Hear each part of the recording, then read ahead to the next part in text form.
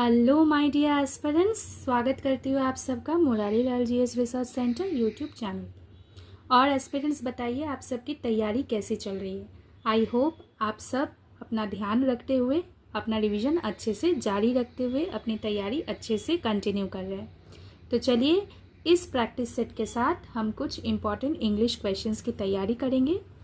इन questions का application करते करते हम लोग रिवीजन भी कर लेंगे कुछ important grammatical concepts related to important topics. तो चलिए बने रहिएगा इस लेसन के अंत तक। अगर ये लेसन आपको अच्छा लगे, आपको इफ़ेक्टिव महसूस हो, अपने प्रिपरेशन के दौरान रिवीजन करने के दौरान आपको अच्छा लगे, तो आप इसे डेफिनेटली लाइक करें, ज़्यादा से ज़्यादा लोगों तक इसे शेयर करें एंड चैनल को सब्सक्राइब करना बिल्कुल भी ना भूलें अगर आपने अभी तक सब्सक्राइब नहीं किया है। तो चलिए सबसे पहला क्वेश्चन पढ़ लेते हैं। Select the most appropriate option to fill in the blank. तो आपको सबसे पहला क्वेश्चन क्या दे दिया गया, आपको fill in the blank type से क्वेश्चन दिया गया। 4 ऑप्शंस आपको दे दिए गए, आपको सही ऑप्शन को चूज करना है। So this is the question given, he did not tell me anything dash that he needed some money. Okay, तो let us check out the options first. Despite, except, in spite and though. तो इसका answer बनेगा accept. ठीक है, accept. अब accept यहाँ पे किस तरीके से यूज हो रही है, सबसे पहले तो आपको एक्सेप्ट का मतलब पता होना चाहिए। एक्सेप्ट का क्या मतलब है, मतलब आप जब एक्सेप्ट वर्ड को यूज कर रहे हो, अप्लाई कर रहे हो, आप ये बताने की कोशिश कर रहे हो कि आपने या तो कोई पर्सन, नहीं तो कोई in relation to thing or situation, किसी बात को मतलब जनरल स्टेटमेंट से एक्सक्लूड कर दे रहे हो। ठीक है, मतलब to exclude, okay, to exclude a person or thing or situation, okay, from general statements. ठीक है, तो तब हम लोग एक्सेप्ट करना कहते हैं। ठीक है, तो एक्सेप्ट को देखो हम लोग प्रीपोजिशन के तौर पे भी यूज करते हैं, कंजंक्शन के तौर पे भी यूज करते हैं, लेकिन यहाँ पे it is used as conjunction. ठीक है, यहाँ पे कंजंक्शन के तौर पे यूज किया है हम लोगों ने। क्यों, देखिए, क्योंकि यहाँ पे ये चीज समझाया जा रहा है ना कि अपार्ट फ्रॉम द फैक्ट। ठीक है, यहाँ पे क्या बताया जा रहा है, apart from the fact that. अब कैसे, देखो मैं आपको समझा रही हूँ। He did not tell me anything, इन्होंने मुझे कुछ भी नहीं बताया। ठीक है, एक्सेप्ट, एक्सेप्ट क्या, that he needed some money। ठीक है, मतलब इन्होंने सिर्फ मुद्दे की बात, जितना जरूरत है, ठीक है, apart from the fact that he needed some money, he did not tell me anything। तो ये समझाया जा रहा है। ठीक है, इसीलिए हम लोगों ने यहाँ पे एक्सेप्ट को अप्लाई किया है। Clear, absolutely clear. I hope this particular word has given you the knowledge कि एक्सेप्ट को हम लोगों ने कैसे यूज करनी है। ठीक है, so this is the correct answer. Okay, despite भी यहाँ पे नहीं होना है। अगर डिस्पाइट और इंस्पाइट का यूजेज देखना है तो लास्ट वीडियोस में मैंने ऑलरेडी इसके ऊपर क्वेश्चन करा के रखे हैं, जाके चेकआउट करिए। तो यहाँ पे दो भी यहाँ पे एप्लीकेशन के तौर पे आंसर नहीं होना है। तो यहाँ पे आंसर क्या सही होना है, करेक्टली एक्सेप्ट। क्यों होना है, because except means to exclude a person or a thing or a situation from general statements. देखो एक जनरल सी स्टेटमेंट दे दी गई है। अब यहाँ पे किस बात को एक्सक्लूड कर दी गई है, देखो जितना मतलब जरूरत है उतना ही, मतलब apart from the fact that he needed some money, इन्होंने और कुछ भी नहीं बताया, बस इतना ही बात बताया that he needed some money. ठीक है, इसको समझाने के लिए हम लोगों ने एक्सेप्ट वर्ड को अप्लाई किया। Let us move to the next question now. अब देखिए एस्पिरेंट्स, अपना नेक्स्ट क्वेश्चन क्या है। Our next question is based on antonym. Antonym means what, antonym means opposite word. ठीक है, तो आपको क्या करना है, आपको ऑपोजिट वर्ड फाइंड आउट करना है of the given word impressive. ठीक है, आपको इम्प्रेसिव वर्ड का ऑपोजिट वर्ड फाइंड आउट करना है।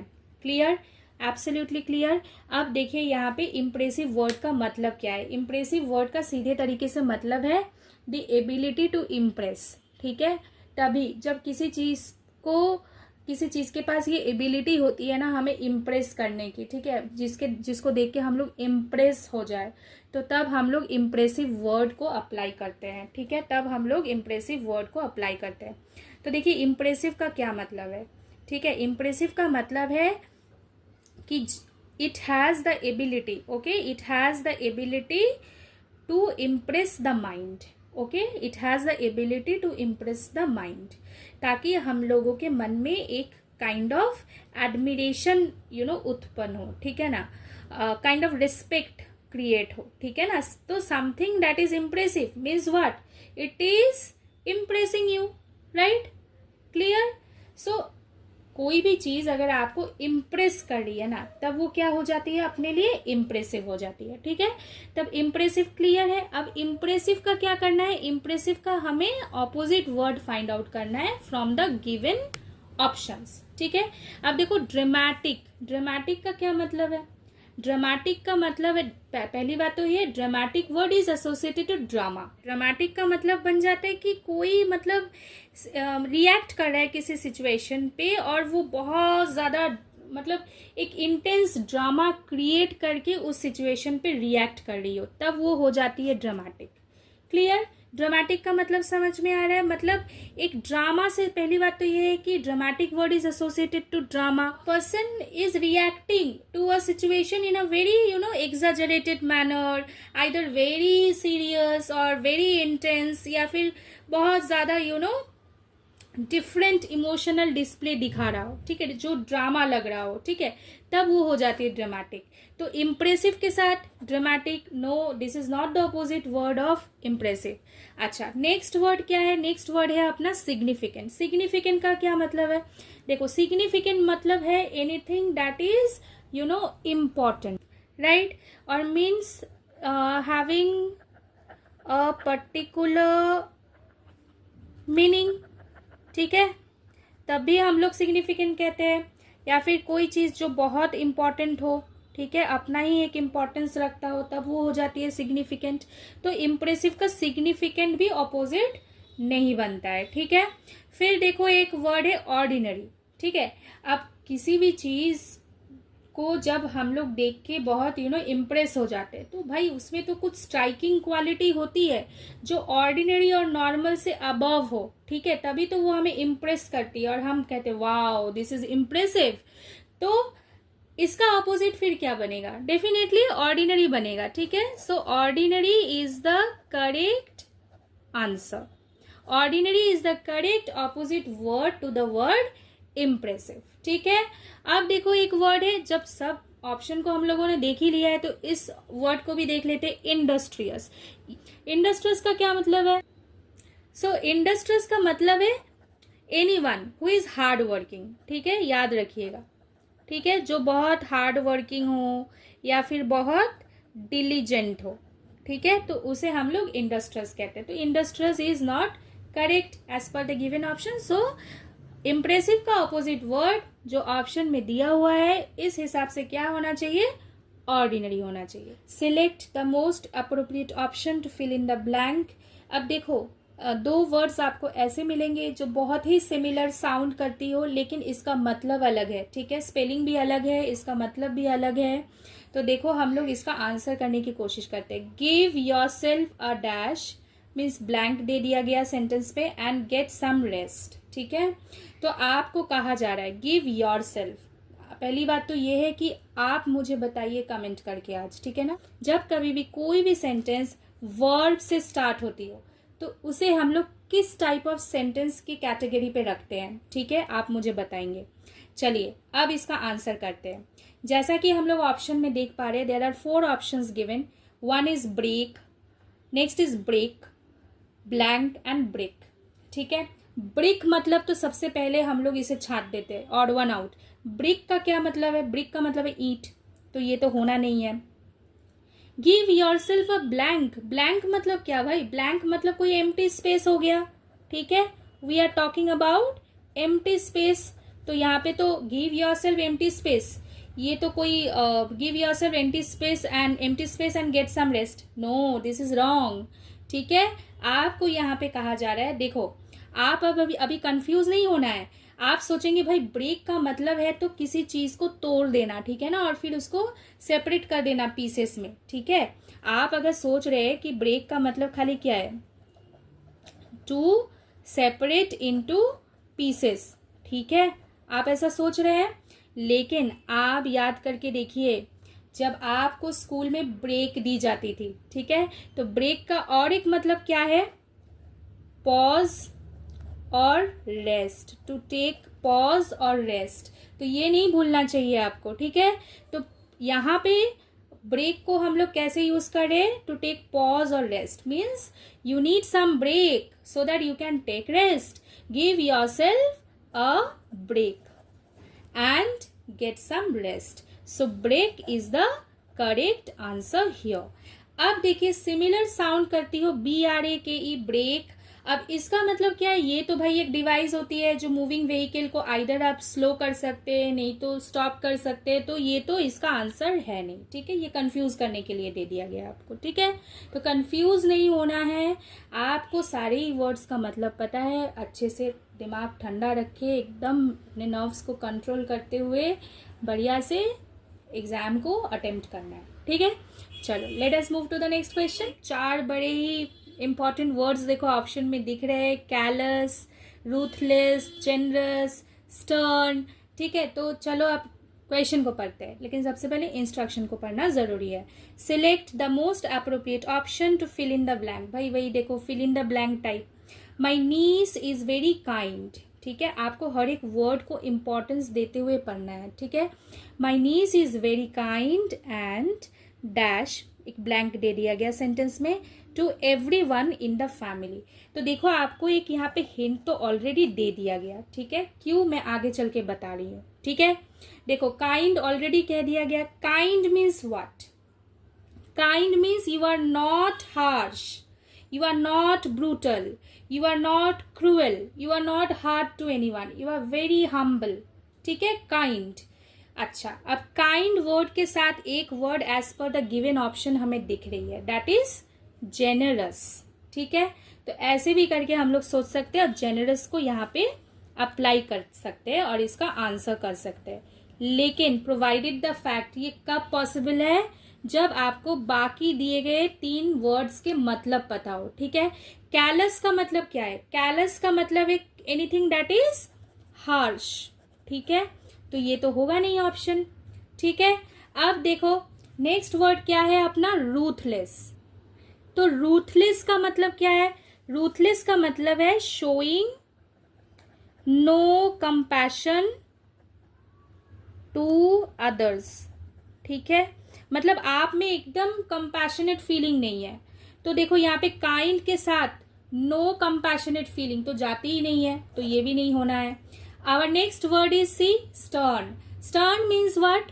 तो स्टर्न का मतलब क्या है? देखो स्टर्न का मतलब you are very serious and strict and you are leaving no scope of kindness sometimes, तो तब वो स्टर्न हो जाती है, ठीक है। तो स्टर्न तो होना नहीं है, ठीक है।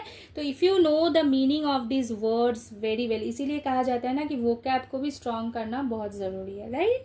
एंड वोकैब स्ट्रांग होती है आपके प्रिपरेशन के दौरान। आप इतने सारे सिनोनिम के वर्ड्स पढ़ते हैं, एंटोनिम के वर्ड्स पढ़ते हैं, पूरे लाइफ टाइम में पढ़ाई करते करते, न्यूज़पेपर पढ़ते पढ़ते, न्यूज़ देखते देखते कितने सारे वर्ड्स को आप जानते हैं, ठीक है। तो हैव कॉन्फिडेंस, आप ऑलरेडी बहुत सारे वर्ड्स को जानते हो, ठीक है। ओके चलो, क्योंकि देखो मैं ऐसा हमेशा क्यों कहती हूँ, क्योंकि खुद का कॉन्फिडेंस बहुत ज़रूरी है, खुद के अंदर पॉजिटिविटी की बहुत ज़रूरी है।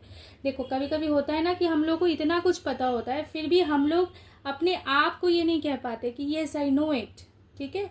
तो तभी हमारी कॉन्फिडेंस लैक होती है। तो कॉन्फिडेंस को लैक नहीं करना है, कॉन्फिडेंस को हमेशा बना के रखना है, ठीक है। तो यहाँ पे काइंड के साथ क्या हो सकता है? काइंड के साथ जेनरस वर्ड इंपॉर्टेंट है। एज पर ऑप्शन इसका सही आंसर बन रहा है, ठीक है। Select the option that corrects the misspelled words in the given sentence, ठीक है। तो चलिए मिसस्पेल्ड वर्ड्स को पहले सेंटेंस पे देख लेते हैं। सेंटेंस को पहले पढ़ते हैं, ध्यान से पढ़ना है हर एक वर्ड को, ठीक है, क्योंकि मिसस्पेल्ड वर्ड है तो कोई भी वर्ड मिसस्पेल्ड हो सकता है, right. So a number, NUMBER, number, okay. A number of, देख के तो लग रहा है ये मेजर्स होना चाहिए, ठीक है। तो मेजर का स्पेलिंग क्या है? MEASURE, ये है मेजर का स्पेलिंग, ठीक है। और मेजर्स तो एस एडिशन हो जाती है, लेकिन देखो यहाँ पे मेजर स्पेलिंग रॉन्ग है, ठीक है। चलो नेक्स्ट देखते हैं।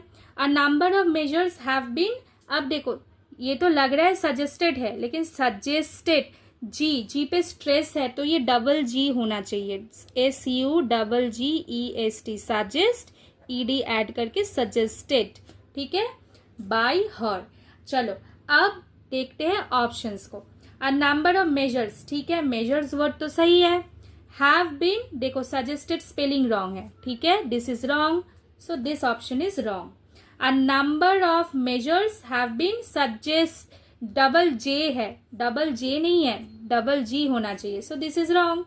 A number of measures have been suggested, देखो मेजर का स्पेलिंग देखो, MEASURES, सजेस्टेड SUGGESTED, सजेस्टेड। अच्छा बाकी भी देख लेते हैं, हर का spelling bye, have been, number, so this option, option number C is the correct option and hence this is the correct answer of this question. Clear? चलो next question को solve करने से पहले एस्पिरेंट्स मैं आप सबसे कहना चाहती हूँ, अगर आपने अभी तक हमारे दिए गए जितने भी प्रैक्टिस सेट्स है on GK GS, general awareness, maths, English, science, computer आपने अभी तक चेक नहीं किया तो आप जाके डेफिनेटली चेक करें, एज पर योर नीड्स इसे प्रैक्टिस करिए, इसे रिवाइज करिए।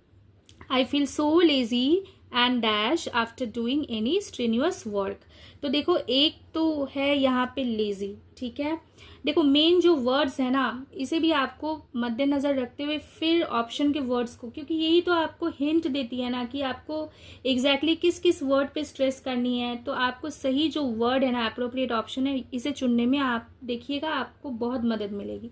स्ट्रेन्यूअस वर्क, ठीक है, 2 वर्ड्स हमें मिल चुके हैं। अब देखिए आई फील सो लेजी, ठीक है, अब इसका ऑप्शन देखते हैं, lively, lively means full of life and energy, तो लेजी होने के बाद ये तो थोड़ा जक्सटापोज्ड मैटर हो जा रहा है, आप लेजी भी फील कर रहे हैं, full of life and energy feel कर रहे हैं, ऐसा तो हो नहीं सकता, तो लाइवली नहीं होगा, ठीक है। फिर देखो एक वर्ड है स्लगिश, स्लगिश का क्या मतलब है, स्लगिश का मतलब है you are becoming very lethargic, ठीक है, it is associated to lethargic, ठीक है, quite lack of energy, okay, lack of energy, या फिर स्लो मूविंग, ठीक है, तो ये सारे वर्ड्स जाते हैं स्लगिश के साथ, तो sluggish is our correct answer, okay, तो यहाँ पे क्या होना चाहिए, स्लगिश होना चाहिए, ठीक है, क्लियर। फॉर्चुनेट भी नहीं होना है यहाँ पे और बाउंसिंग भी नहीं होना है, तो इसका आंसर फिर क्या बना, I feel so lazy and sluggish after doing any strenuous work. अब देखो जब इतना ही करा दिए है तो स्ट्रेन्यूअस का मतलब भी बता देते हैं। स्ट्रेन्यूअस को आप सिंपली हार्ड वर्क नहीं बोल सकते भाई, उससे भी ज्यादा, क्यों, क्योंकि मैं बता रही हूँ स्ट्रेन्यूअस, देखो पहली बात तो एक है कि ये एडजेक्टिव वर्ड है, ठीक है। अब स्ट्रेन्यूअस का क्या मतलब, जब आप कोई भी एक वर्क कर रहे हो ना और उस पर आपको बहुत ज्यादा एफर्ट लगाने की जरूरत पड़ती है, बहुत ज्यादा एनर्जी पुट करने की जरूरत पड़ती है, तब वो वर्क बन जाती है स्ट्रेन्यूअस वर्क। क्लियर, आपको समझ में आ रही है स्ट्रेन्यूअस वर्क का मतलब, ओके। तो स्ट्रेन्यूअस वर्क मतलब क्या, वेरी चलो इसका आर्डस, ओके, ये एक इसका सिनोनिम है, ठीक है, खाली आप हार्ड वर्क बोल दोगे तो नहीं चलेगा, इट्स एन आर्डस एक्टिविटी, आर्डस वर्क मतलब हार्ड वर्क के साथ जो एक्स्ट्रा एफर्ट और एनर्जी की रिक्वायरमेंट होती है तब वो बन जाती है स्ट्रेन्यूअस वर्क। अब देखिए इस क्वेश्चन को, ये है 1 वर्ड सब्सटीट्यूशन से पूछा गया सवाल, select the option that can be used as 1 word substitute for the given group of words, ठीक है। तो देखो गिवन ग्रुप ऑफ वर्ड्स क्या है भाई, a book or paper written by hand, ठीक है, तो a book or paper written by hand is called manuscript, so manuscript is the correct answer. Clear, अब आप मुझे बताओगे what do you know about edition, edition का 1 word substitution आप मुझे कमेंट करके बताओ। तो जैसा कि आप लोग देख सकते हैं एस्पिरेंट्स, सवाल है आपका इडियोमेटिक एक्सप्रेशन से, select the most appropriate meaning of the given idiom. Idiom आपको क्या दे दिया गया, इन अ नटशेल, तो इन अ नटशेल का क्या मतलब है, जैसा कि आपने एक फिल्म देखा, ठीक है, या फिर आपने एक इंसिडेंट को सुना, अब आप उसे किसी और को नरेट कर रहे हैं, तो वो उसने आपको कह दिया भाई narrate the matter in a nutshell, means आपको मैटर को नरेट करना है इन शॉर्ट, ठीक है, समझ में आ रही है आपको, तो इन शॉर्ट, या फिर expressing something in short, expressing something very briefly, so this is the correct answer, very briefly is the correct answer. I hope aspirants आप सबको दिए गए क्वेश्चन से कुछ आपके प्रिपरेशन और रिवीजन में एज मिली है।